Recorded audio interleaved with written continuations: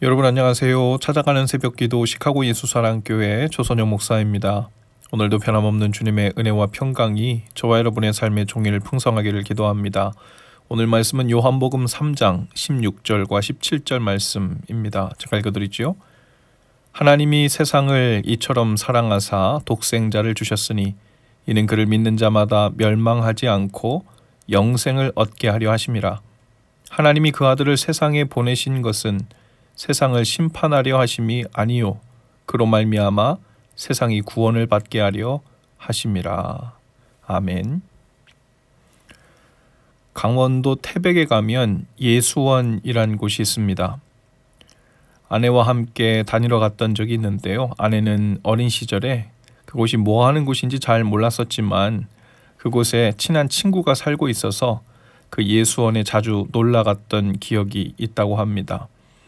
그 예수원을 설립하신 분이 대천덕 신부님이신데 한국 기독교에 귀한 영향을 끼친 분이시고 또 이름만 대면 알만한 수많은 존경받는 기독교 어르신분들이 그 대천덕 신부님으로부터 많은 좋은 영향을 받고 또 그분을 존경했던 것으로 유명하죠. 대천덕 신부님의 할아버지가 계신데 토레이 목사님이란 분이십니다. 그분 또한 아주 유명한 목사님이신데요. 그는 영국 태생의 목사로 영국에서 목회를 하다가 나중에 미국으로 건너옵니다. 그리고 나중에는 시카고 출신 유명한 무디 목사님과 동역한 것으로 잘 알려져 있지요.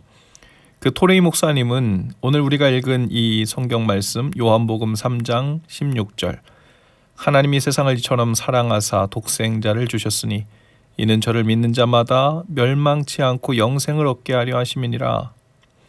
이 말씀에 대하여 이렇게 표현했습니다. 지금까지 쓰여진 가장 위대한 문장, The most wonderful sentence ever written. 얼마나 멋있고 아름답고 강력한 표현인지 모릅니다. 토레이 목사님이 말씀하신 대로 이 요한복음 3장 16절은 가장 위대한 문장입니다. 복음 중에 핵심이고 복음 중에 복음이죠. 기독교인이라면 대부분 이 말씀을 외우고 있을 테고 이 말씀을 찬양 가사로 한 그 노래를 주일학교 시절부터 많이 불러왔죠. 성경의 말씀이 얼마나 다 귀하고 또 중요하지만 이 요한복음 3장 16절이야말로 보석같이 빛나는 말씀이고 성경 66권 말씀 전체를 한 절로 딱 줄인다 그러면 바로 이 요한복음 3장 16절이다 라고들 이야기합니다. 요한복음 3장 16절에는 세상을 향한 하나님의 마음, 하나님의 본심이 나타나 있습니다. 그것은 다행히도 사랑입니다. 만일 그것이 공의나 정의였다면 우리는 우리의 죗값을 받고 당장 심판을 받는 것이 맞죠.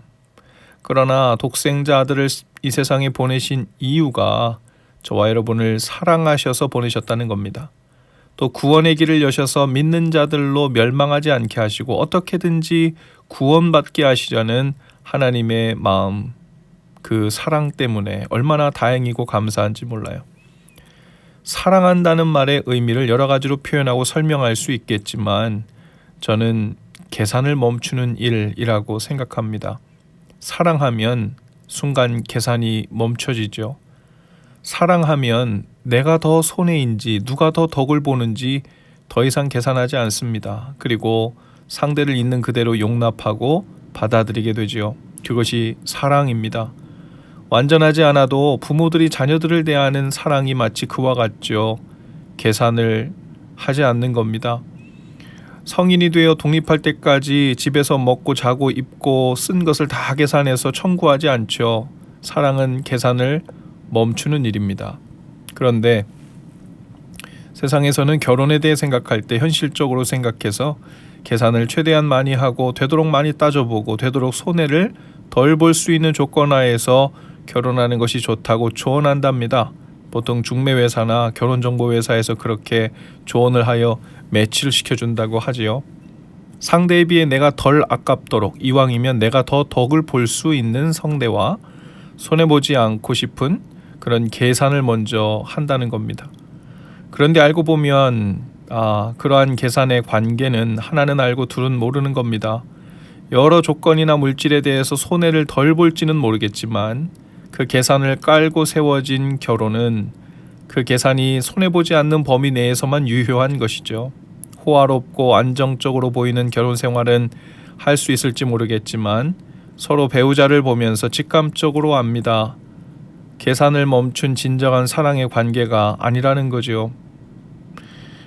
이 형편과 또 조건이 변하면 언제든지 깨어져 버리고 또 사랑으로 이렇게 포장을 해왔던 것이 언젠가 본색이 드러날 것이라는 것을 서로 알고 있기 때문에 진정한 사랑이 될 수가 없는 거예요. 사랑을 빼고 나머지를 다 가진들 무엇이 어떻게 행복해질 수 있겠습니까? 그런데 하나님이 우리에게 오신 이유가 바로 사랑이라는 거예요. 우리가 죄인이라는 것, 용서받을 자격이 없고 하나님의 자녀가 될 자격이 없다는 그 어떤 계산을 하지 않기로 작정하셨다는 겁니다. 어떻게 하면 죄 가운데서 죽지 않게 할까, 어떻게 하면 구원받게 할까 하는 것이 하나님의 관심사라는 거예요. 우리는 보통 요한복음 3장 16절에 많이 집중하지만 그 다음 17절도 아주 중요합니다. 하나님의 그 확실한 마음을 보여주고 있죠. 하나님이 그 아들을 이 세상에 보내신 것은 세상을 심판하려 하심이 아니요 그로 말미암아 세상이 구원을 받게 하려 하심이라. 지금도 있는지 모르겠지만 한국의 지하철에 가면 빨간색 글씨로 예수천당 불신지옥이라고 써붙이고 피켓을 들고 확성기에 대고 쉰 목소리로 복음을 전하는 분들이 자주 눈에 띄었습니다. 때를 얻든지 못 얻든지 복음을 전하는 것이 좋은 일이죠. 그분들을 보면서 복음만 전하면 참 좋겠다는 생각이 들었어요. 복음은 예수천당입니다. 그런데 불신지옥은 복음이 아니라 심판에 관한 말이죠. 물론 이 두 가지가 연결되어 있는 것인 줄 우리가 압니다. 심판이 있고 지옥이 있다는 것도 저도 믿죠. 하지만 하나님께서 독생자들을 보내신 이유는 심판을 또 정죄를 말하려고 하신 것이 아니라 구원을 받게 하시려고, 어떻게든 하나님의 사랑이 계산하지 않고 여러분들 앞에 와 있으니 두려워하지 말고 그 사랑 앞에 나오라고 강조하시고 거듭거듭 말씀하고 계신 것이죠. 그래서 어떤 사람들은 말 그대로 복음, 즉 좋은 소식, 기쁜 소식, 하나님께서 당신을 사랑하셔서 더 이상 죄에 대해 계산하지 않기로 하셨답니다. 이 놀라운 구원의 소식, 기쁜 소식을 들으라고 복음을 전하는 사람이 있는가 하면, 어떤 사람은 심판과 지옥에 대한 두려움을 가지고 협박을 하면서 예수 믿으라고 합니다. 불신지옥이 그것이죠. 심정은 이해는 하지만 엄밀한 의미에서 그것은 복음이라고 할 수는 없지요. 우리는 복음, 즉 계산하지 않는 하나님의 사랑과 용납을 전하라고 부름받았습니다. 심판과 정죄는 분명히 있지만 그 하나님의 사랑을 받아들이지 않는 자들이 자연스럽게 구원에서 멀어짐으로 나타나는 것이죠. 또 그날엔, 그 마지막 날엔 그 심판과 정죄의 몫은 오직 하나님께만 있을 것입니다. 우리의 몫은 하나님께서 우리에게 보이신 그 구원의 길, 그 복음을 전하는 것이죠. 예수님께서 우리에게 명하신 가장 큰 계명이자 새 계명도 바로 사랑하라는 계명이었습니다. 서로 계산하지 말라는 겁니다. 내가 너희 죄를 계산하지 않고 따지지 않은 것처럼 너희도 서로 아무 계산하지 말고 누가 더 손해인지 따지지 말고 용납하고 받아들이라는 것입니다. 그것이 바로 주님이 우리를 사랑하신 것처럼 너희도 사랑하라 명하신 뜻일 것입니다.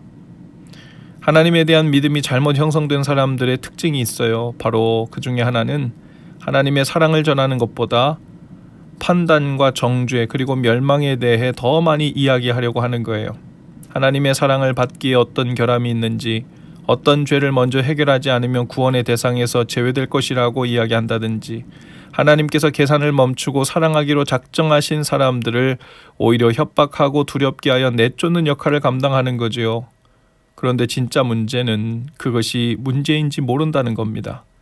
나는 사리에 능하고 옳고 그름을 잘 판단할 수 있기에 그런 판단과 정죄를 하고 누군가의 잘못과 실수를 들춰내는 일을 할 수 있다고 생각하는 겁니다. 그것이야말로 하나님께로 나오는 길을 가로막는, 그리스도를 대적하는 적그리스도의 역할을 하는 것이라는 것을 알지 못한다는 겁니다. 하나님의 그 사랑의 복음을 잘 아는 지혜가 있기를 축복합니다. 그리고 그 다음엔 그 복음인 하나님의 사랑을 말로, 행동으로 때를 얻든지 못 얻든지 전하고 나타내고 보여주는 삶이 되실 수 있기를 축복합니다. 그 사랑의 복음이 우리의 삶의 중심에서 샘솟는 생명수처럼 우리 주위를 적시고 살아나게 하고 위로하고 회복시키는 능력이 될 줄로 믿습니다. 그 진정한 복음을 알고 삶으로 복음을 말하고 보이는 삶이 되실 수 있기를 주님의 이름으로 축복합니다. 우리를 사랑하시는 하나님, 바로 그분이 우리의 복음입니다. 기도합시다. 주님, 저희로 참된 복음, 우리를 사랑하시는 하나님의 마음을 바로 알고 깨닫게 하옵소서. 모든 계산을 멈추시고 두 팔 벌려 사랑하고 용납할 때니 다만 뛰어와서 나에게 안겨 구원을 취하라고 말씀하시는 그 놀라운 복음을 깨닫게 하옵소서. 뿐만 아니라 오늘 우리의 삶이 그 놀라운 하나님의 사랑을 전하고 보이는 것으로 가득해질 수 있도록 성령님 우리를 인도해 주옵소서. 예수님 이름으로 기도합니다. 아멘. 여러분, 오늘도 예수 사랑으로 화이팅입니다. 내일 아침에 다시 찾아뵙지요.